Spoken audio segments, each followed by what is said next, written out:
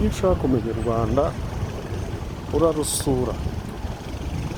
Nta gihugu giteye inyuma cyaba gifite imodoka nk'izi reba.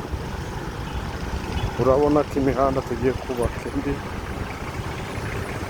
urakurikiye urareba imodoka ku yindi z'ubwoko butandukanye. Ibi ni ibyiza dukesha umutekano w'Abanyarwanda, twamaze guhitamo neza. Hanyuma rero imihigo irakomeje, tuzacibwa intege n'abatemera ibyiza dukora, tuzakomeza dukore. Witegereze izo modoka zose zigaragara muri viyu y'ikibuga cy'indege, hanyuma nawe wihere ijisho. Urakurikiye, ibi byose tubikesha umutekano n'ubwiza bw'igihugu dukomokamo. Iyi video birakwereka umuhanda mwiza werekeza kuri airport, ku kibuga mpuzamahanga cy'u Rwanda. Urihera ijisho amamoto, amagare, imodoka, ibikorwa by'ivugurura ry'umuhanda werekeza ku Murindi ukagera ku Nyange. Urihera ijisho, twibutse gukora subscribe, share, like kuri papa-UrwagasaboTV kugira tujye tukugezaho ibintu byose bigezweho biboneka mu Rwanda no ku isi hose. Ihera ijisho, turacyari kumwe muri Sura URwanda, maze umenye ibikorerwamo byiza ndetse unamenya aho igihugu cy'u Rwanda kigeze mu iterambere. Dore iyo modoka ngezeho ni iy'abakerarugendo, izo zombi ni iz'abakerarugendo. Murabona ko abazungu bamaze kwizira mu Rwanda, nabo ntibagitinya, kuko ubu u Rwanda twamaze kugera ku rwego rushimishije kandi dukesha ubwitange bw'abana b'Abanyarwanda. Abanyarwanda turashoboye. Mu gihe gitoya tumaze tuvuye mu mateka atari meza, ubu tugeze kure, turakataje mu iterambere.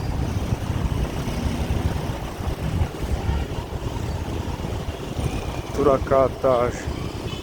Uyu muhanda werekeza mu Murindi wa Kanombe, ugakomeza i Kabuga ukagera i Masaka. Murabona ko ibikorwa byo kwitegura kuwuvugurura bigezweho, kugira ngo mwabikurikiye mwarebye.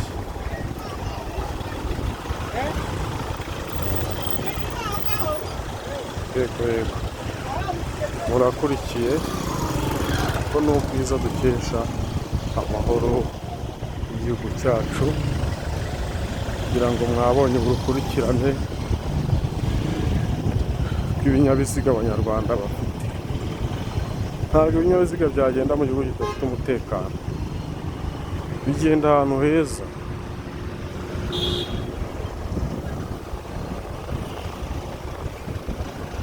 Yego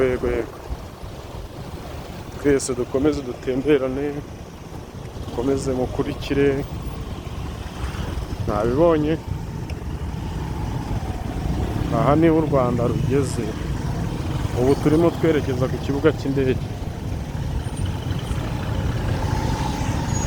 Ushaka gusura u Rwanda ni karibu, turamwakira. Kindly please come and visit Rwanda. We are a good country.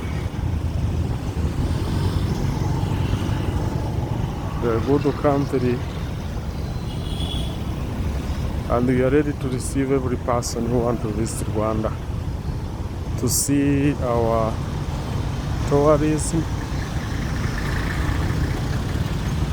If you want to visit tourism, especially the animals, please visit Musanze, where you see gorillas, where you see giraffe, where you see different animals.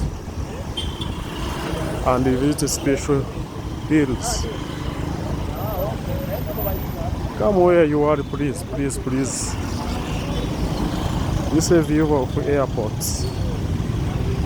I think you are seeing if you are in America, where you are in European, we are in even in Congo. We are encouraging all the countries which are neighbor of the countries of the country Rwanda, neighbor countries. We are inviting you to come and visit Rwanda. We have a good security management, have a good leadership, we have a good tourism.